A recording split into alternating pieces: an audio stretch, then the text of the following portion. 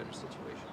John Carroll, I thought that the foundation of this country is hardworking Americans. How can we get to this point where we're working hard for government and they're allowed to take away our finances in order to better their own goals? That's the result of in this state, about 55 years of voting for Democrats and eroding socialistic philosophy. So I'd like to chime in on this last question that you have. There's a fundamental defect in this economy here, and that is that we don't produce and we don't export anything. In the old days, or when I first came to Hawaii, agriculture was the #1 component in our economy. At the present time, there is virtually no agricultural component. They talk about sustainability and so forth. We actually import about 90% or more of everything that we bring into this, and I'm talking tissue paper to tractors, Alka-Seltzer to apples. So everything that we bring in is being produced elsewhere. The major problem that we have here is a shipping monopoly called the Jones Act. And just briefly, what the Jones Act is all about is that it's a federal law that was designed to protect so-called coastal shipping cabotage laws. The net effect of it is that if a ship is not built in America, owned by an American, and manned by American seamen, it cannot go from San Francisco to Los Angeles. If a foreign ship comes in from Chile, it's got to go to Mexico or Canada before it can go to Seattle or Los Angeles. The impact of this, and this did not occur prior to statehood.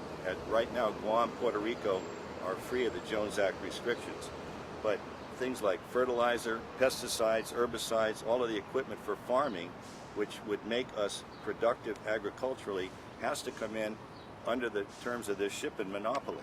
And just to give you a brief overview of what that cost is, on the mainland for the cost of food, it's about $174,000 as opposed to about $251,000 in Hawaii, about a 30% difference, and that's just one thing. To give you some examples, our ranchers take their cattle and either ship them on the Carroll line, which is a Canadian-owned shipping company. They have to go to Vancouver and then they truck them down to either Oregon or California for fattening and sale. You can imagine the cost. In fact, Brother Brackins found me some very interesting information that most of the cattle ranchers now are shipping cattle on 747s to the mainland rather than even try to use Carroll line or the American shipping companies. Why are they doing that, John? Well, because the cost of shipping them on Matson is outrageous, and everything that goes there. And the fact of the matter is that First Hawaiian Bank, Alexander and Baldwin, Matson are all tied together with the ILWU, and our congressional leaders will not do one thing about it. Brother Ward here ran against Abercrombie, I think, some years ago, and argued very effectively, although he didn't win the race, and I'm familiar with that process. But he did enunciate the issue, and I think it's a critical thing here. To give an example, if you're, say, a farmer up in where I live in Hualoa, and you buy a bag of beefy 12 at, say, Waimea, $12 to $14 a bag. The same bag in Seattle or Modesto is about $5. It's almost triple. A bale of alfalfa, about $2.70, $3.50 a bale. In Hawaii, where most of our farmers are, you're talking $16, $17, $18 a bale. That kind of thing is what makes it impossible for us to have the kind of a sustainable economy we need.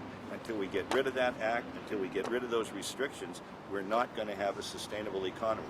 We've got to produce, we've got to export, and we've got to have a component to this economy that really makes sense. We don't have it, we should have it, and the only way to get it that I know of is to get rid of the people that are blocking us from having that. Sarah, let me join in on this in that he invoked my race against Abercrombie, who's now running for governor, and who feels very, very strongly in the opposite opinion of the Jones Act. Because what happened, John, really was that the unions all ganged up on me. Oh, I know. And they said, national defense, that is the reason. Even though just about every airplane, every train, every public transportation vehicle that we have is made overseas, but not ships. So they made an exception, and it's pretty much locked into where we figured out it's about one extra bag of groceries per week that the people of Hawaii are paying to to subsidize the Jones Act, for about $1,000 per year, which means that this is really a lot of money out of the pockets of the people of Hawaii. And quite frankly, those ships are coming from the West Coast full, and they're all going back empty. As he said, we don't have anything to export. We're not producing anything. At least in the old days, they went back with a little bit. Now they go back zero, empty entirely.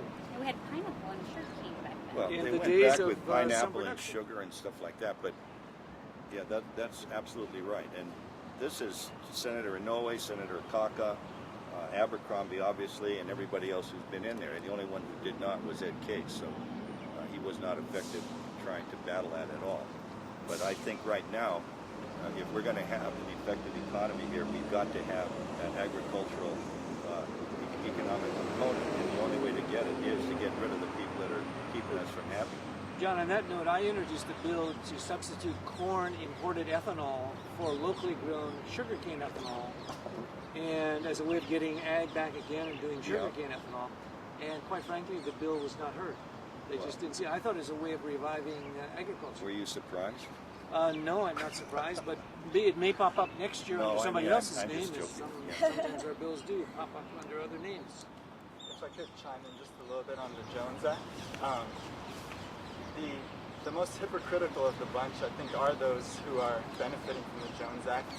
The funny thing is that Matson, just around the corner here, they themselves, since they support this idea of having Americans working on American ships, there's a provision within the Jones Act that says that American ships under the Jones Act have to be repaired in American harbors or shipbuilding areas, or what do you call those? Shipyards, right? yeah. Shipyards, that's the word I'm looking for.